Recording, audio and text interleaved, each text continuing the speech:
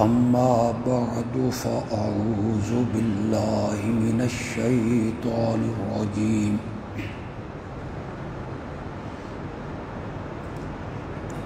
بسم الله الرحمن الرحيم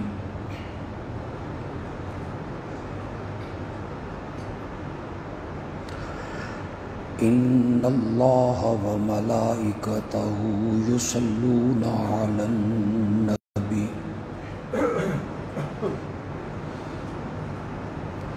يا أيها الذين آمنوا صلوا عليه وسلموا تسليما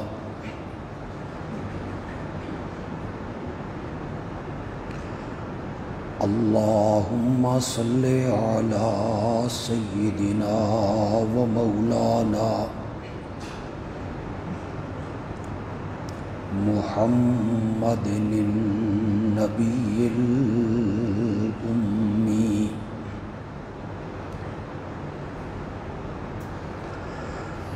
وعلى آله وأصحابه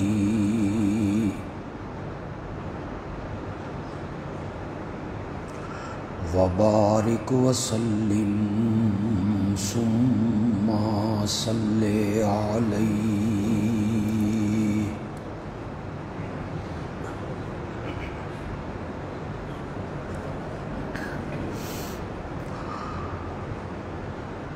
پچھلے خطبے میں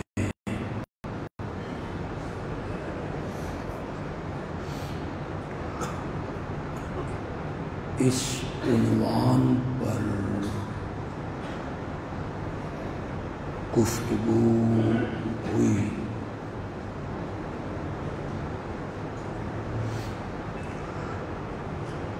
کہ جس طرح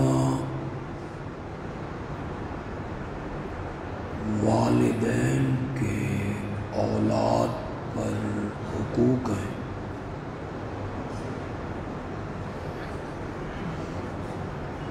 اسی طرح کچھ حقوق اولاد کے بھی ہیں جو والدین کے ذمہ ہیں۔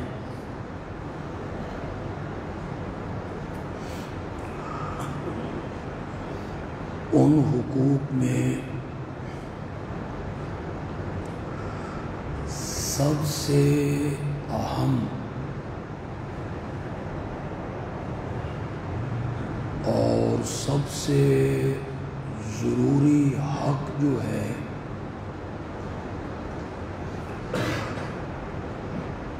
وہ اولاد کی تعلیم و تربیت کا ہے۔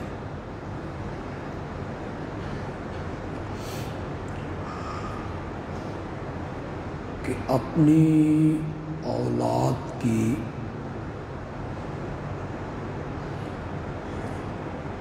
دینی نہج پر تعلیم و تربیت کی فکر کی جائے۔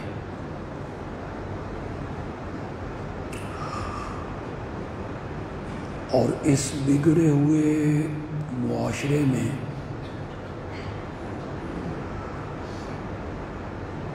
بے راہ روی اور بے حیائی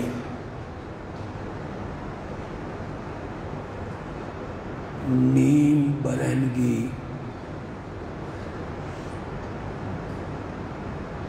معاشرے میں عام ہے۔ لڑکوں کی نسبت لڑکیوں کی دینی تعلیم و تربیت کی اشد ضرورت ہے۔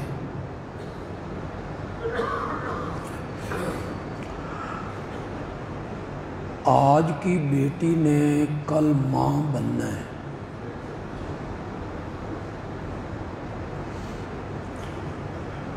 ہماری آنے والی نسل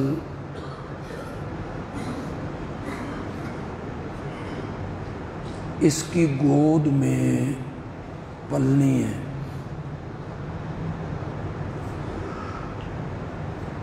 اگر یہ گود باحیا ہوگی، دیندار ہوگی، اسے جائز و ناجائز کی تمیز ہوگی، اسے حلال و حرام کے مابین فرق کا علم ہوگا، تو اس کی گود میں پلنے والی اولاد بھی یقیناً دیندار ہو۔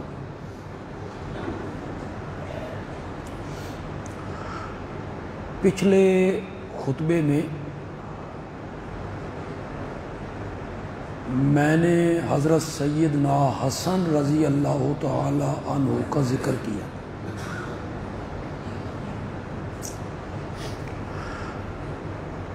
میں نے وہ ذکر کیوں کیا، اس کا نتیجہ میں بیان نہیں کر سکتا، ذہن میں نہیں رہا۔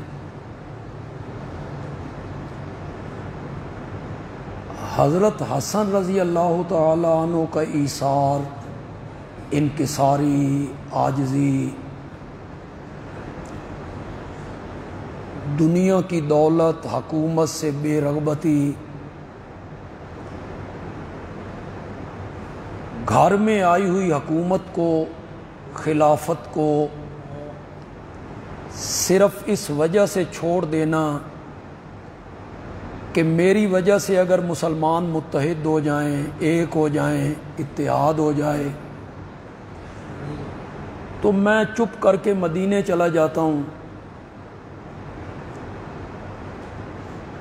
تاریخ میں حضرت حسن رضی اللہ تعالی عنہ کے اس کردار کی کوئی مثال موجود ہو؟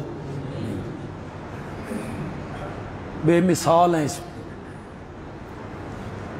ہم حضرت سیدنا حسین رضی اللہ تعالی عنہ کا تذکرہ بہت کرتے ہیں، ہمارے علماء کرتے ہیں، ہم بھی کرتے ہیں کہ وہ ایک عظیم آدمی تھے، عظیم شخصیت تھے۔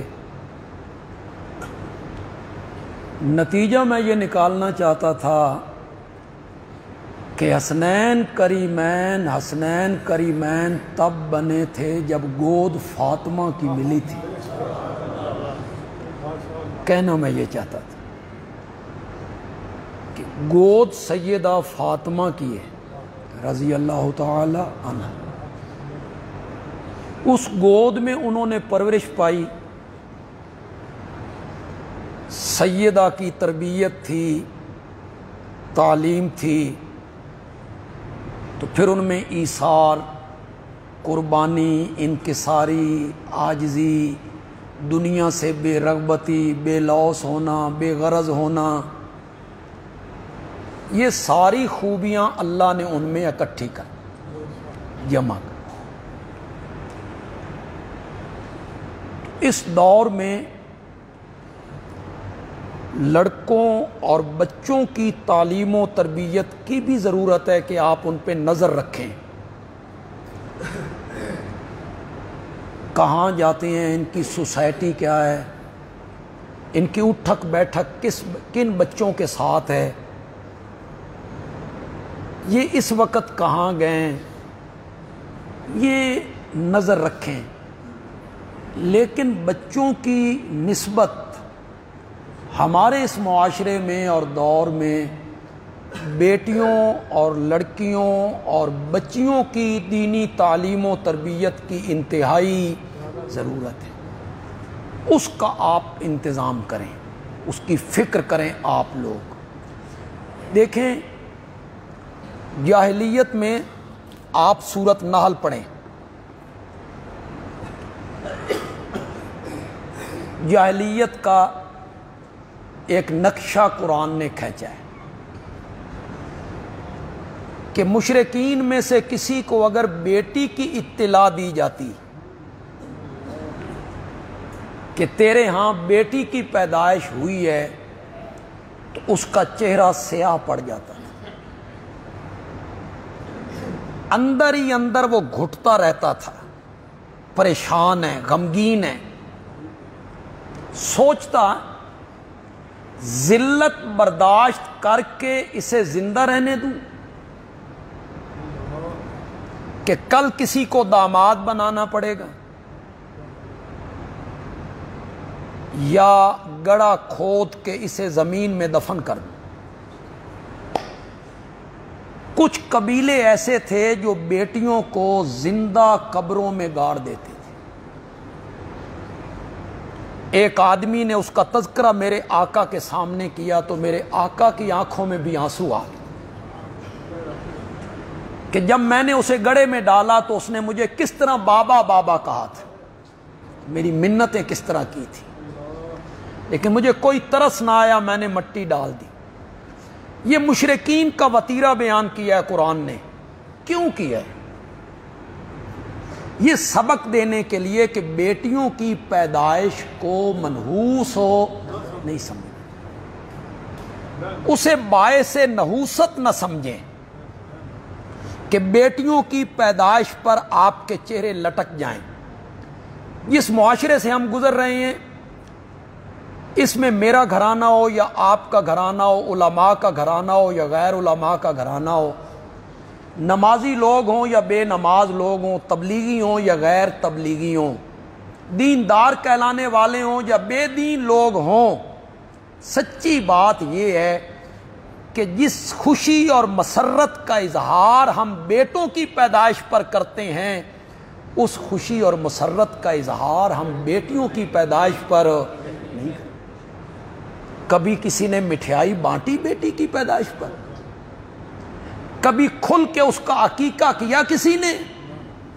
جس طرح بیٹے کی پیدائش پر عقیقے ہوتے ہیں، بکرے ذبح ہوتے ہیں، برادری کو بلایا جاتا ہے، دوستوں کو اکٹھا کیا جاتا ہے، ایک دعوت کا اہتمام ہوتا ہے، لوگ مبارکباد دینے کے لیے آتے ہیں، تحفے تحائف لائے جاتے ہیں۔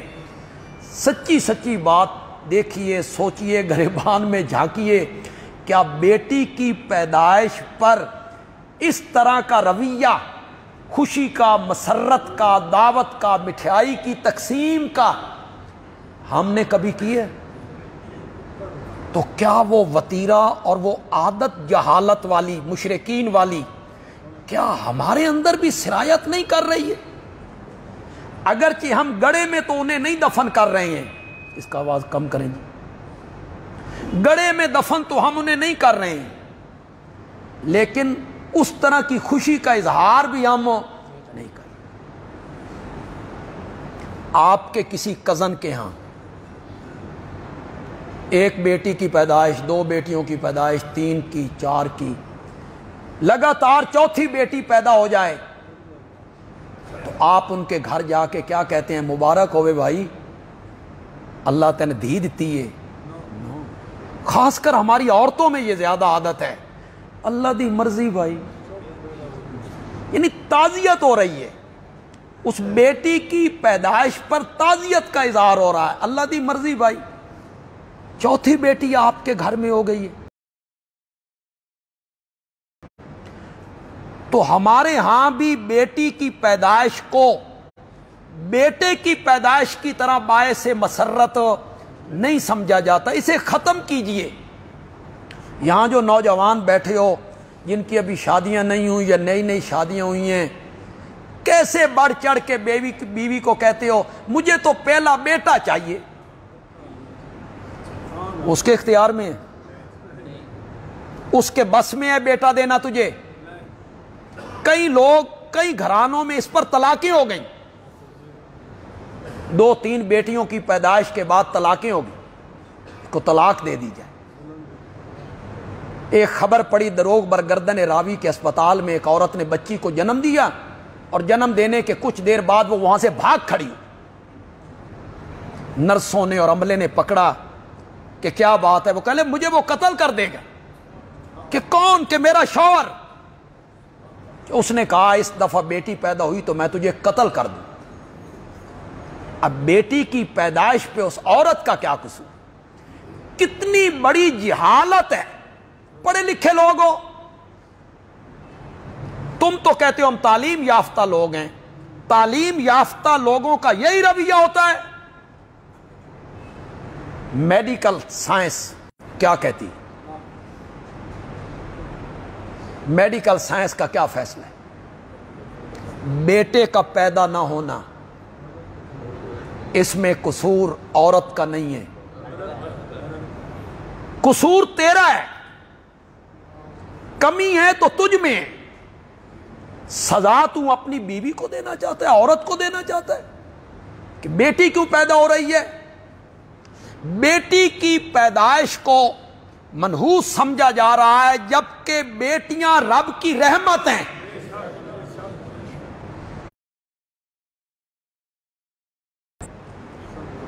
پہلے آپ نے 3 بیٹیوں کا ذکر کیا.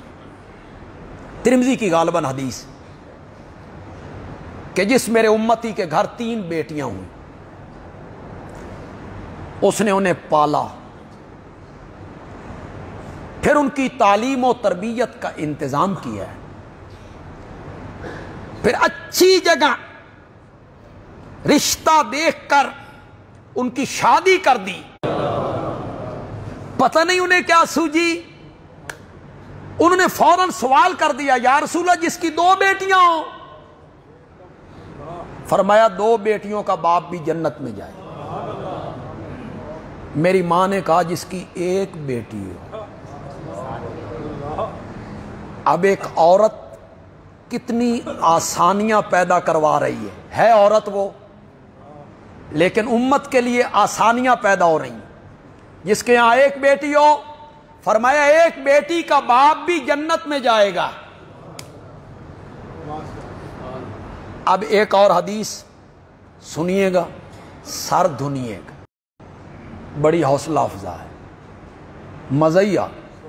میرے آقا نے فرمایا جس میرے امتی کی 3، 2 یا 1 بیٹیاں ہوئی، اس نے انہیں پالا پوسا، بیٹوں کی طرح سلوک کیا،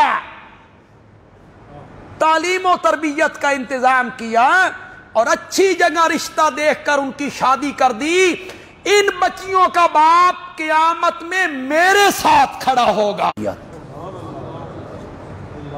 کتنی بڑی خوشخبری ہے بیٹیوں کی پرورش پر، بیٹیوں کی تعلیم و تربیت پر، جنت کا داخلہ، امام الانبیاء کی معیت. تیسری حدیث سنیے، میرے آقا نے فرمایا جس میرے بندے کے یہاں 3، 2 یا 1 بیٹیاں ہوئی اور انہوں نے انہیں پالا پوسا، تعلیم و تربیت کا انتظام کیا اور اچھی جگہ رشتہ دیکھ کر ان کی شادی کر دی، یہ بیٹیاں قیامت کے دن اس بندے کے لیے جہنم سے آڑ بن جائیں گی.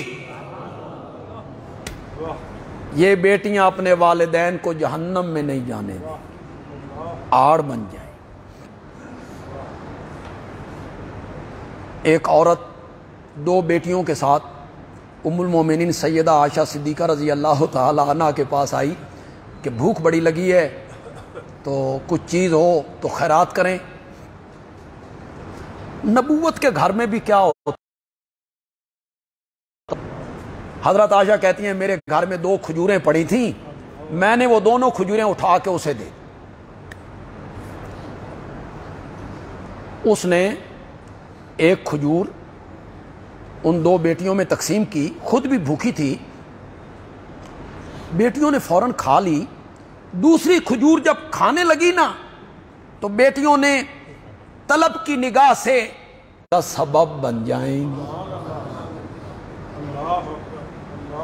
تو بیٹیوں کی پیدائش کو منحوس تصور کرنا اور انہیں اچھا نہ سمجھنا، یہ مشرکین مکہ کا وتیرہ بیان کیا قرآن. اسلام کا یہ سبق نہیں ہے. میرے آقا نے تو 4 بیٹیوں کی پرورش کی تھی، حضرت سیدہ زینب، حضرت سیدہ رقیہ، حضرت سیدہ ام کلثوم، حضرت سیدہ فاطمہ رضی اللہ تعالی. 4 بیٹیوں کی پرورش کی ہے، ان کی شادیاں کی ہیں، ان کے ساتھ اچھا سلوک کیا ہے، محبت کا اظہار کیا. آپ کو پتہ ہے بدر کے میدان میں جو قیدی بنائے گئے تھے ان میں میرے نبی کے داماد بھی قیدی ہو گئے تھے، ابو العاص، یہ حضرت زینب کے شوہر ہیں، یہ میرے نبی کے مقابلے میں لڑنے کے لیے آئے، وہ بھی قیدی بنے۔ تو جب فدیہ طلب کیا گیا تو وہ فدیہ حضرت زینب نے بھیجا تھا،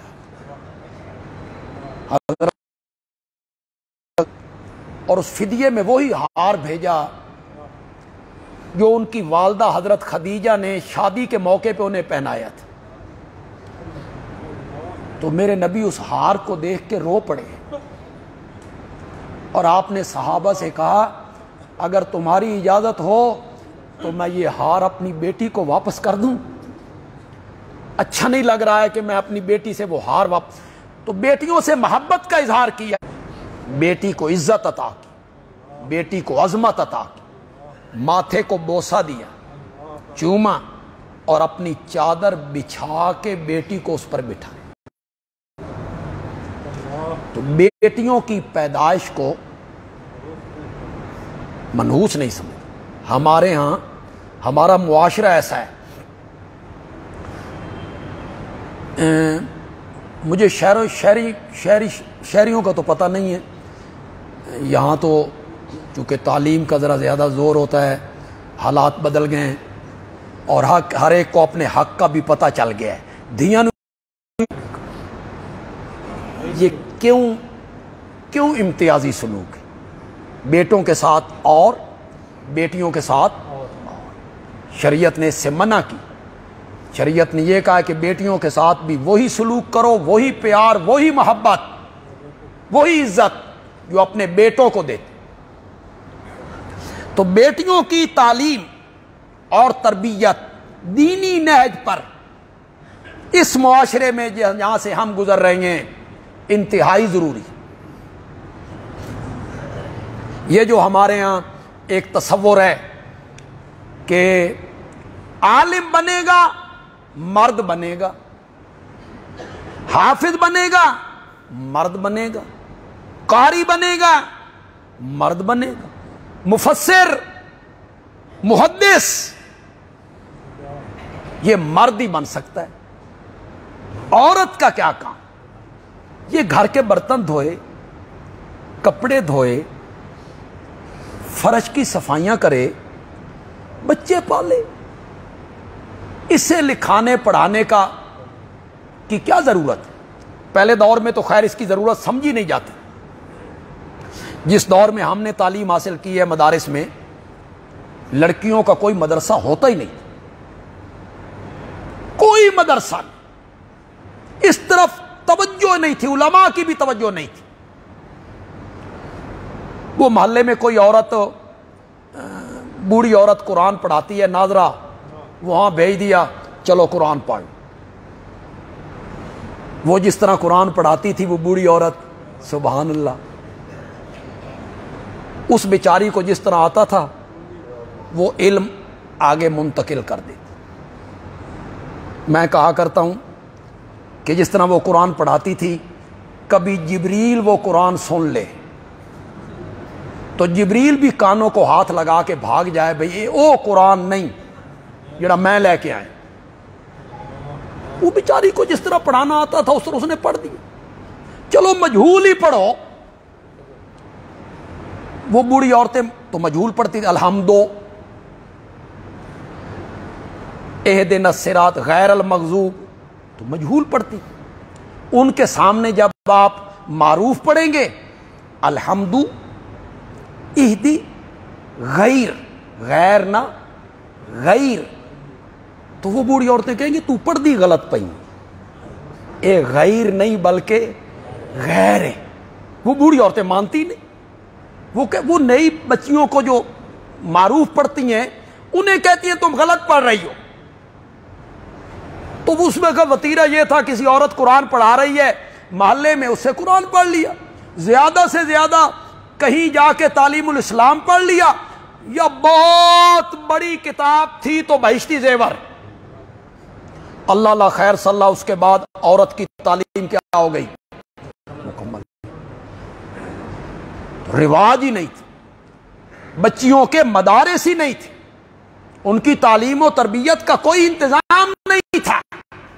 یہ تو پچھلے 15-20 سال سے توجہ اس طرف گئی کہ جس طرح لڑکوں کے مدارس ہیں، بچیوں کے مدرسے بھی ہونے چاہیے، اور بچیاں بھی دینی تعلیم حاصل کریں، قرآن کا ترجمہ پڑھیں، گرامر پڑھیں، حدیث پڑھیں، فقہ پڑھیں، اصول فقہ پڑھیں، انہیں فقہ کے اصول کا علم ہو، انہیں فقہ کے مسائل کا علم ہو، انہیں حدیث کا علم ہو، اصول حدیث کا علم ہو، انہیں قرآن کا ترجمہ آتا ہو، قرآن کی تفسیر آتی ہو۔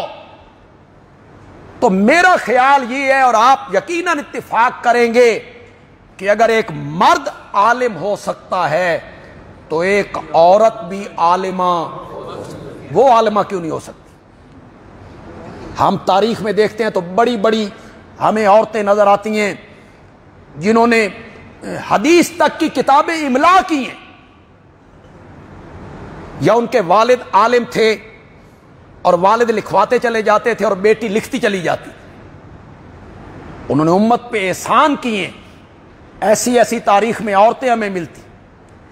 بھئی ایک مرد اگر قرآن کا مفسر ہو سکتا ہے تو عورت قرآن کی مفسرہ کیوں نہیں ہو سکتی؟ وہ محدثہ کیوں نہیں ہو سکتی؟ وہ قرآن کی قاریہ کیوں نہیں ہو سکتی؟ اگر عورت محنت کرے تو وہ قرآن کی عالمہ بھی بن سکتی، اس کی ذہانت، فطانت، متانت، ذکاوت، حافظہ، مردوں میں بھی بڑے بڑے ذہین لڑکے ہوتے ہیں تو لڑکیوں میں بڑی بڑی ذہین لڑکیاں ہیں، ان کا حافظہ بڑا قوی ہے، ذہانت بہت زیادہ ہے۔ پتہ نہیں میرے اشارے کو کتنے لوگ سمجھ پائیں گے۔ عورت اگر علمی میدان میں آگے بڑھے تو کبھی کبھی اتنی آگے بڑھ جاتی ہے کہ فاروق اعظم جیسا آدمی بھی اس کے دروازے پہ کھڑے ہو کے مسائل پوچھنے لگ جاتا ہے۔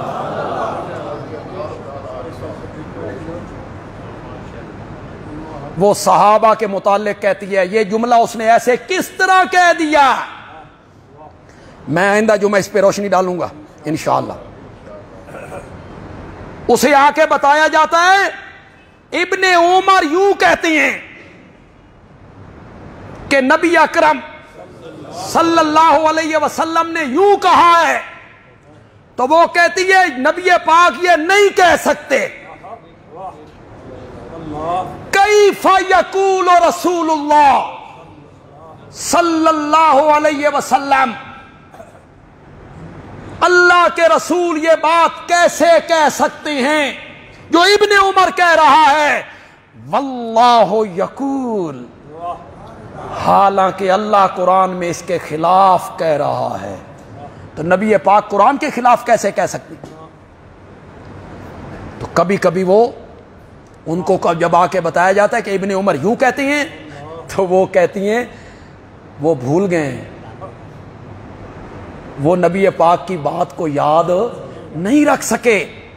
ہے عورت علمی میدان میں کیسے آگے نکل گئی ہے کہ صحابہ اس سے حضرت ابو سعید خدری غالباً کہتے ہیں کہ جس مسئلے کا کوئی حل نہیں نکلتا تھا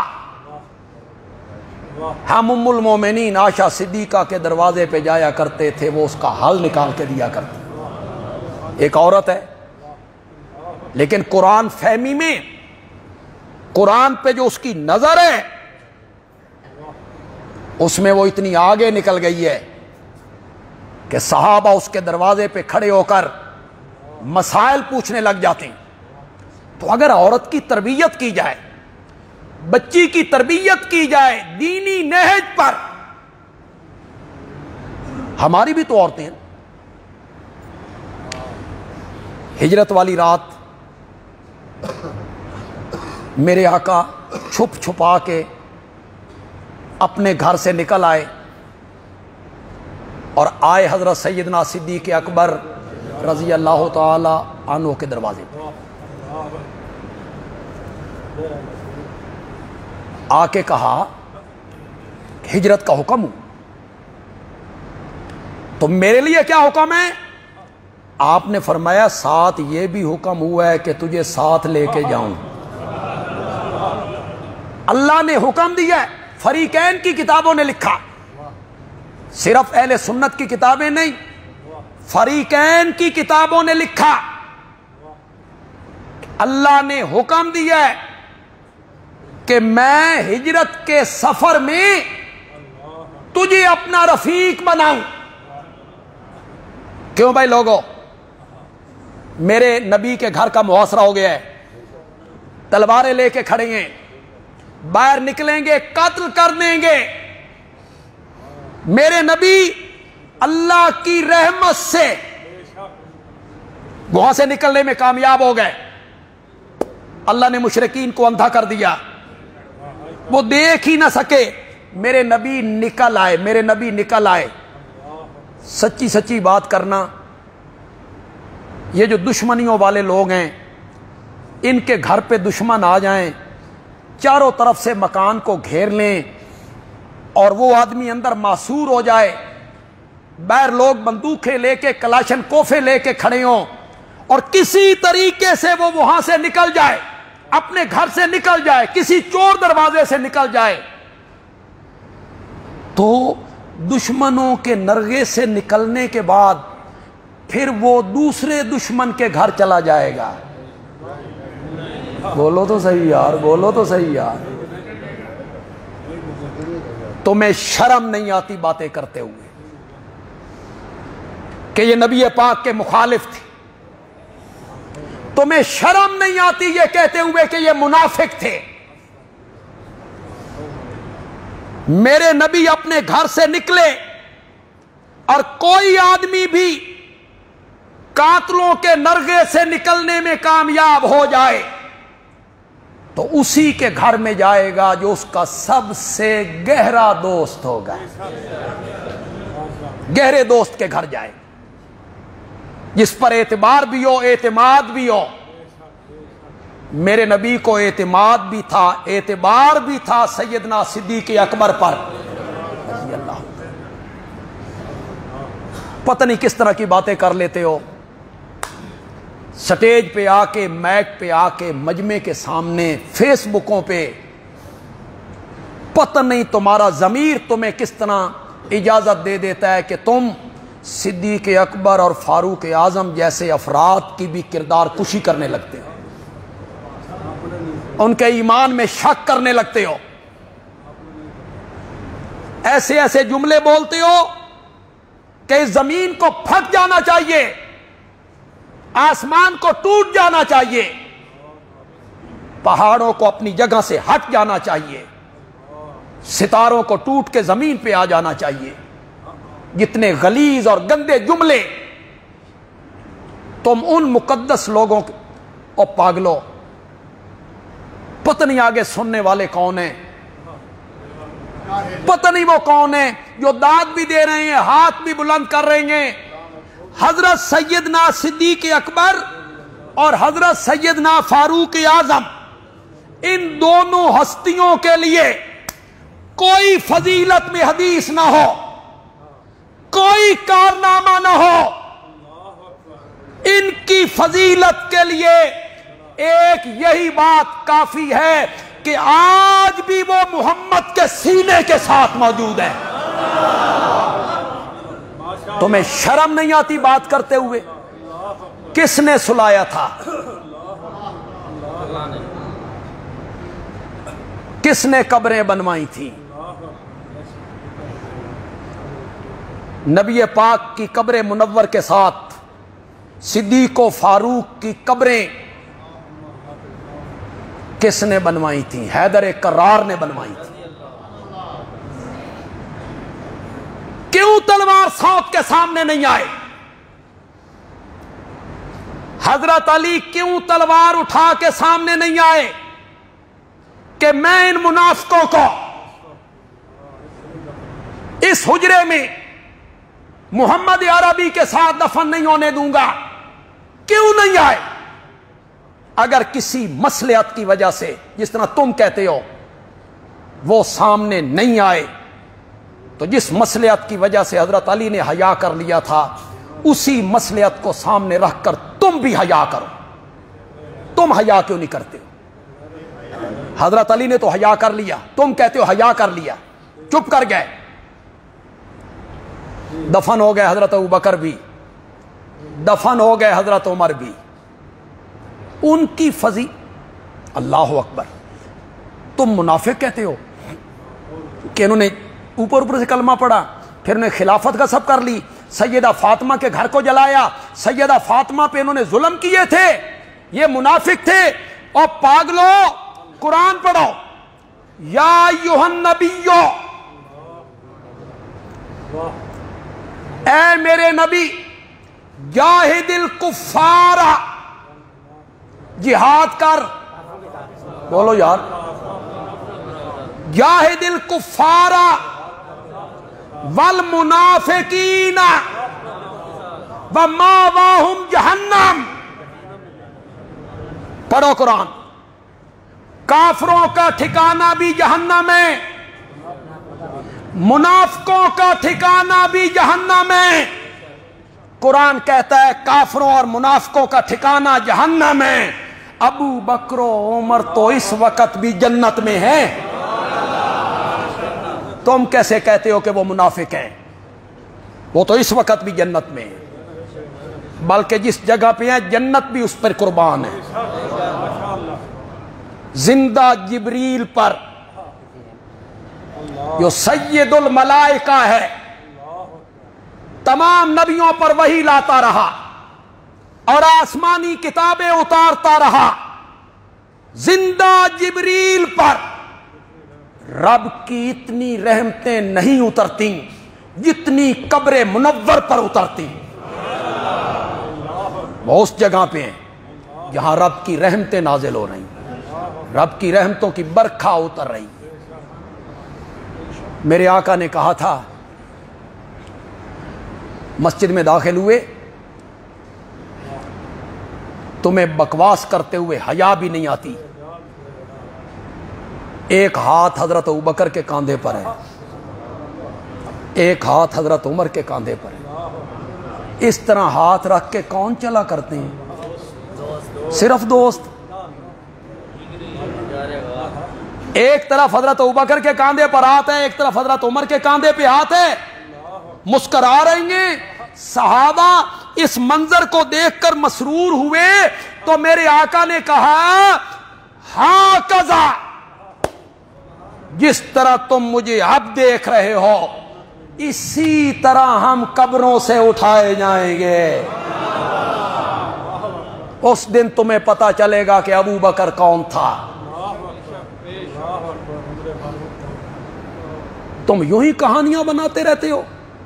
حضرت فاطمہ پہ انہوں نے ظلم کیا، حضرت فاطمہ کے گھر کے دروازے کو جلا دیا، حضرت فاطمہ پر دروازہ گرایا گیا، انہیں زخمی کر دیا گیا، دروازے کو آگ لگا دی گئی.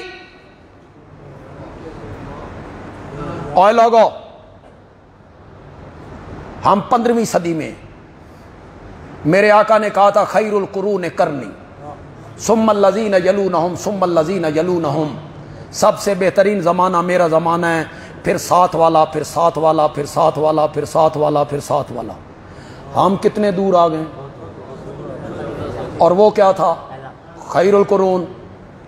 بولو جتنے لوگ بیٹھے ہو، نمازی، بے نمازی، داڑھیوں والے، داڑھی منڈے، بولو آج اگر آپ کے سامنے خدا نخواستہ فرض کرو سیدہ فاطمہ کے دروازے کو آگ لگائی جائے، دروازہ اکھیڑا جائے اور آگ لگائی جائے اور حضرت فاطمہ کو تھپڑ مارے جائیں، کرو گے برداشت؟ کرو گے؟ پھر ثابت کیا کرنا چاہتے ہو؟ میرے نبی نے یہ جماعت تیار کی تھی کہ میرے نبی کے انتقال کے 3 دن بعد میرے نبی کی بیٹی پہ ظلم ہوتے رہے اور سارے چپ ساتھ کے بیٹھے رہے. اس کا مطلب تو یہ ہوا حضرت علی دا ایک ووٹ بھی نہیں سی. یہی کہنا چاہتے ہو؟ حضرت علی کا کوئی ہمدرد نہیں تھا، حضرت علی کا کوئی جتھا نہیں تھا جو باہر نکلتے روکتے ان کو. सब तुमने अफसाने तराशे, झूठ बनाए हैं तुमने अफसाने तराशे हैं, तुमने झूठ बनाए हैं, घड़े हैं, फैलाए हैं मुतनफिर करने के लिए। नबी की बेटी के साथ ये जुल्म हुआ, तौबा तौबा, ये बड़े जालिम लोग थे।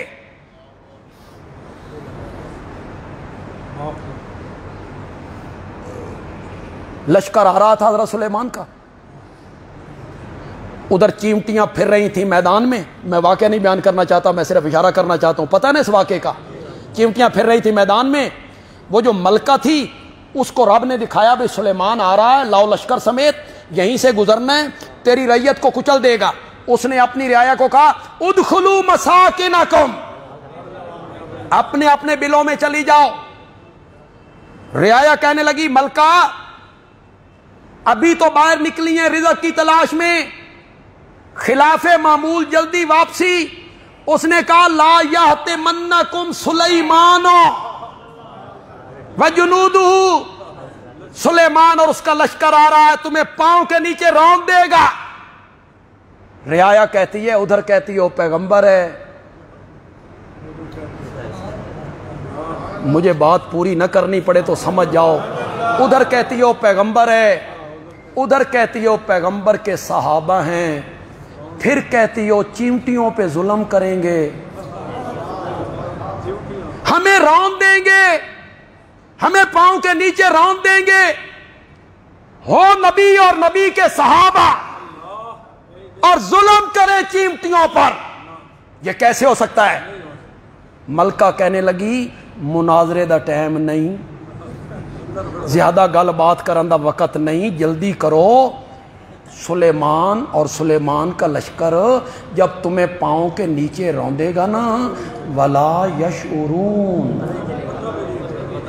उन्हें पांव के नीचे का पता, दानिस्ता नहीं रौंदेंगे, जानबूझ के नहीं रौंदेंगे। साहिब रूल मानी ने लिखा ये तो चींटियों को भी पता था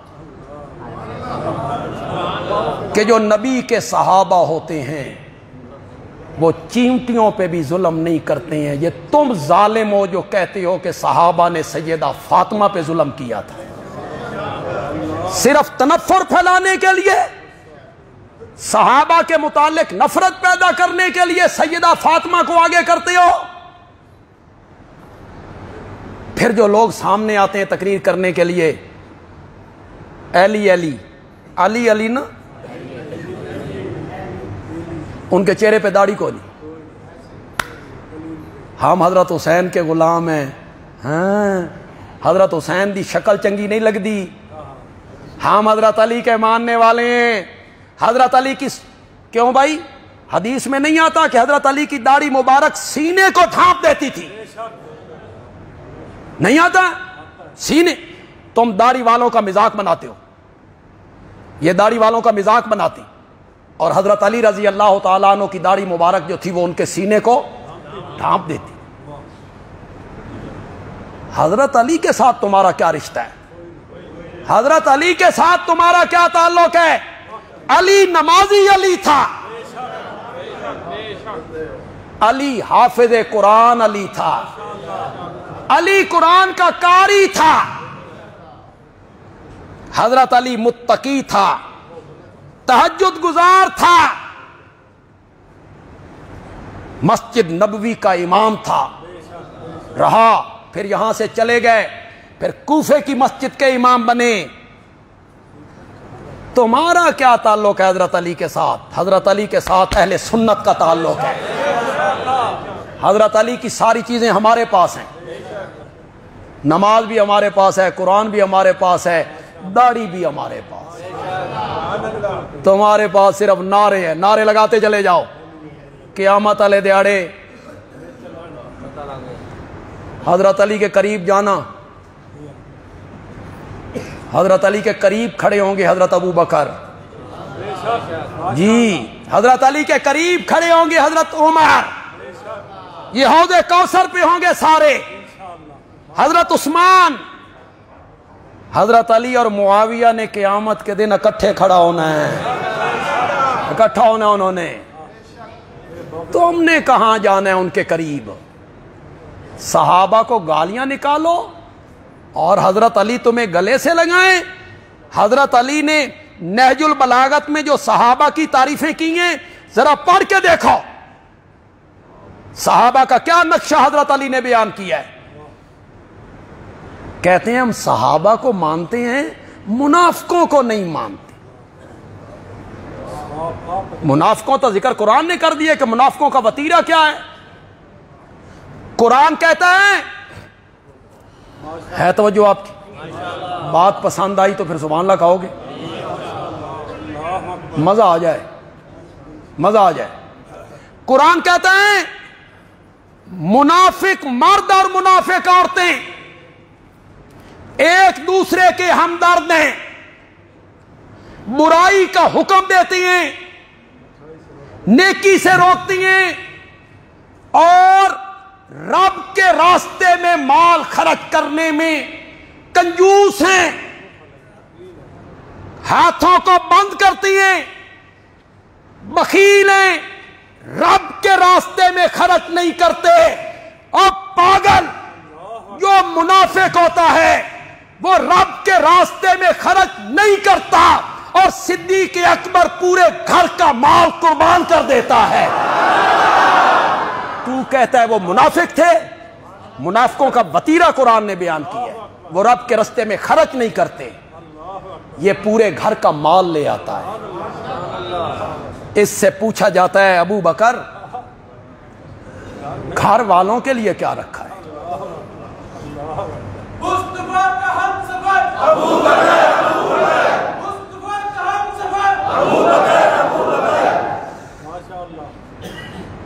وہ کہتا ہے مال منگے ہوئے یار تے ابو بکر گھر چھوڑ کے آوے، جھاڑو دے کے سب کچھ لے کے آیا ہوں۔ امام راضی نے لکھا تن کے کپڑے بھی اتارے، ٹاٹ کا لباس پہنا، کانٹے کے بٹن لگائے، میرے نبی کی خدمت میں آئے۔ جبریل اترے تو میرے نبی نے دیکھا کہ جبریل کا بھی یہی لباس ہے۔ میرے آقا نے پوچھا جبریل یہ نیا لباس کیسا؟ کہا یا رسول اللہ آپ کے یار نے آج ٹاٹ کا لباس پہنا ہے، رب نے عرش پہ اعلان کیا ہے سارے فرشتے یہی لباس پہن کے ابو بکر کی نقل اتارا۔ آج سارے فرشتوں نے یہی لباس پہنا۔ یا رسول اللہ ابو بکر سے کہو رب پوچھتا ہے، تم کیا جانو ابو بکر کون ہے؟ ابو بکر سے کہو رب پوچھتا ہے۔ یار یاراں پیچھے مال قربان کر دے رندن، لیکن بعد میں تانا بھی دیتے رہتے ہیں ہم نے یہ کیا اور ہم نے وہ کیا اور ہم نے اتنی قربانی دی۔ ابو بکر سے پوچھو یہ سارے گھر کا مال دے کر میرے تو راضی بھی ہے کہ کوئی نہ؟ مجھ سے راضی بھی ہے کہ کوئی نہ؟ جس سے رب رضا پوچھ رہا ہے تو ان کو برسر منبر منافق کہتا ہے کہ یہ منافق لوگ تھے، انہوں نے دکھاوے کے لیے کلمہ پڑھا تھا؟ نہیں، کسی شاعر نے کہا تھا اگر ابو بکر کا شک، اگر ابو بکر کا سچ مشکوک ہے تو پھر سچ دنیا میں آئے ہی کوئی نہیں، پھر سچ دنیا میں آئے ہی کوئی نہیں۔ اگر ابو بکر کا سچ مشکوک ہو گیا ہے، ہر جگہ پہ میرے نبی کی تصدیق کرتے۔ حضرت اسماء جب ہجرت والی رات آئے نا تو اونٹنیاں پہلے تیار کر رکھی تھی، سامان بھی تیار کیا، وہ تھیلے میں سامان بند کیا، اس کو باندھنے کے لیے ڈوری نہیں تھی۔ حضرت سیدنا صدیق اکبر کی بیٹی حضرت عائشہ کی بہن حضرت اسماء، انہوں نے اپنا ازار بند کھولا، اس کو 2 ٹکڑوں میں تقسیم کیا، اس سے اس کا منہ باندھا۔ 40,000 درہم ابو بکر ہجرت والی رات ساتھ لے کے چلا تھا، 40,000 درہم۔ اور سن رہے ہو کہ کوئی نہیں سن رہے ہو؟ کتنے؟ 40,000 درہم۔ 2.5 سال خلافت کی، حکومت کی، جانے کا وقت آیا تو اپنی بیٹی حضرت عائشہ کی گود میں سر ہے، کہا بیٹا یہ میری چادریں ہیں 2، انہیں دھو کے مجھے اس میں کفن دے دینا، تیرے بابا کے پاس ان کپڑوں کے سوا کوئی کپڑا بھی موجود نہیں، سب کچھ قربان کر دی۔ حضرت عائشہ نے کہا بابا ہم نئے کپڑے خریدیں گے، نیا کفن خریدیں گے، نئے کپڑوں میں آپ کو کفن دیں گے۔ کہا بیٹا نئے کپڑے زندوں کو اچھے لگتے ہیں، ہم مرنے والوں کے لیے نئے کیا اور پرانے، ہم مرنے والوں کے لیے نئے کیا اور پرانے کیا۔ پتہ نہیں بندیالوی کے اشارے کو کتنے لوگ سمجھتے ہیں، جو سمجھ جائیں گے ان کی سبحان اللہ بتائے گی کہ وہ سمجھ گئے ہیں۔ جو ابو بکر کفن کے لیے نیا کپڑا لینا نہیں چاہتا، وہ لوگ قبروں پر چادریں ڈالنے کے کس طرح قائل ہو سکتے ہیں کہ وہاں آپ غلاف چڑھاتے چلے جائیں، ریشمی کپڑے چلاتے چلے جائیں، وہ تو کفن لینے کے لیے بھی تیار۔ 40,000۔ جو میں بات آپ کو بتانا چاہتا ہوں، ہمارے ہاں ہم اپنے گھروں میں ذرا جھانک کے دیکھیے، آپ کی بیٹی ہو اس طرح کے حالات پیش آ جائیں تو کیا ہوگا؟ سر پہ اٹھا لیں گے ساری چیزیں، بد دعائیں ہوں گی، کچھ چھوڑ کے جاؤ، سب کچھ لے کے جا رہے ہو، سن بھکھا مارنا جے اسی کتھے۔ وہ چلے گئے تو حضرت ابو بکر کے جو والد ہیں ان کا نام ہے عثمان، حضرت ابو بکر کے والد کا نام، کنیت ہے ابو قحافہ، وہ نابینا ہے، نابینا ہے۔ وہ پوچھتے ہیں اپنی پوتیوں سے، او پترو کچھ ابا چھوڑ کے بھی گیا کہ نہیں، کچھ چھوڑ کے گیا یا نہیں؟ تو حضرت اسماء کہتی ہیں بابا بہت کچھ چھوڑ گئے ہیں، بہت کچھ چھوڑ گئے ہیں۔ انہوں نے کہا مجھے دکھاؤ مجھے دکھاؤ۔ انہوں نے کیا کیا؟ کنکریاں اکٹھی کی، ان پہ کپڑا ڈالا، بابا نابینا تھے، ان کا ہاتھ اوپر لگا کر یہ سب دینار ہی ہیں، درہم ہی ہیں یہ سب، اور بابا چھوڑ کے گئے۔ کیا بات ہے اسماء کی، عورت ہی ہے نا، لڑکی ہے نا۔ پھر ابو جہل آیا، اس نے پوچھا بابا کہاں ہیں؟ نے کہا مجھے کیا پتا کہاں ہیں۔ اس نے تھپڑ مارا، یہ دروازے کی دوسری چوکھٹ پہ جا لگی، کان کی بالی گر گئی۔ اس نے مارا اتنا کہ بے ہوش ہو گئی، مار کھا رہی ہے، یہ ایک لڑکی تو ہے نا۔ وہ کہتا ہے بابا کہاں ہیں؟ ہوش آیا، ابو جہل کھڑا ہے، اسماء کہتی ہیں سنا میری رگوں میں ابو بکر کا خون دوڑتا ہے، مر جاؤں گی، محمد کا راز نہیں بتاؤں گی، نہیں بتاؤں گی محمد کا راز صلی اللہ ہو۔ یہ روٹیاں پکا کے بھی پہنچا رہی، لڑکی تو ہے،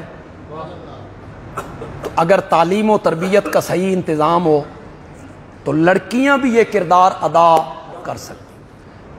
ہمارے مدارس کے تعلیمی سال کا آغاز ہو رہا ہے انشاءاللہ، کل سے آغاز ہو رہا ہے، لڑکوں کا بھی اور لڑکیوں کا بھی، دونوں مدارس کا کل سے آغاز ہو جائے گا۔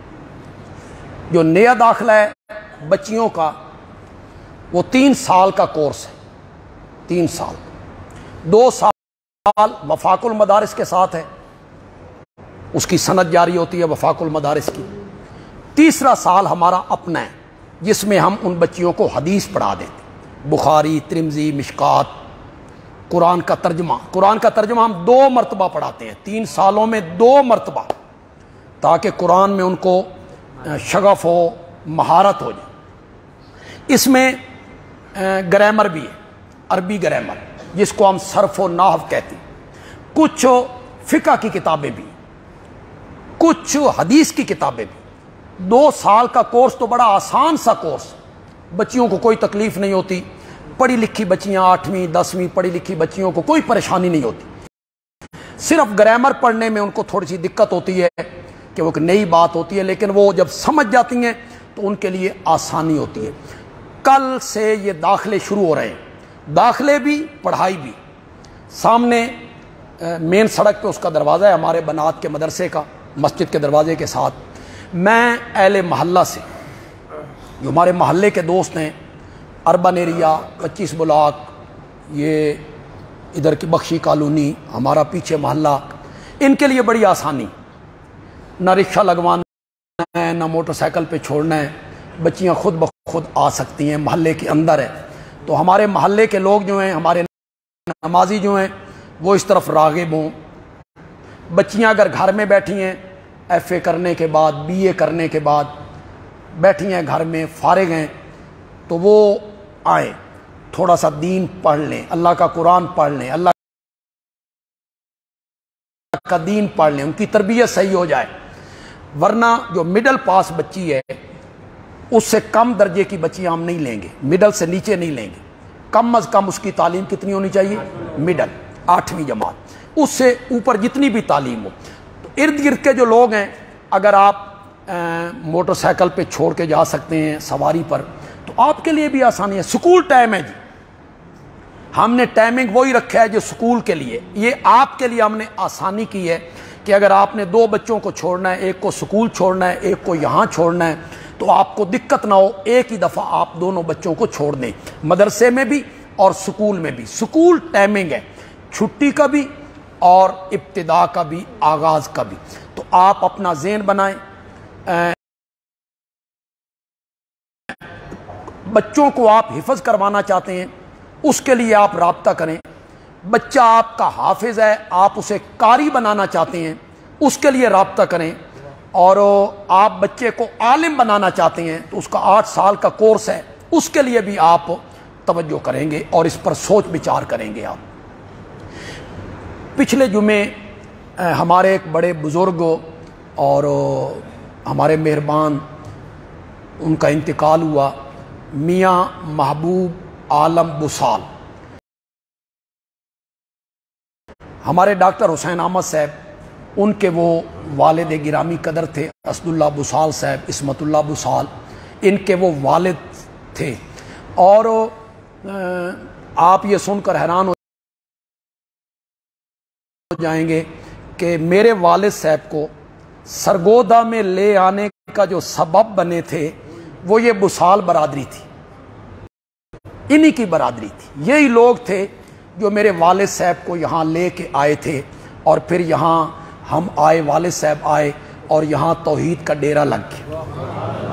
تو یہ سارا ثواب انہیں ملے گا انشاءاللہ، کہ وہ سبب بنے تھے۔ میاں محبوب عالم صاحب بڑے نیک آدمی تھے، بڑے موحد تھے، اور علماء سے بڑی محبت کرتے تھے۔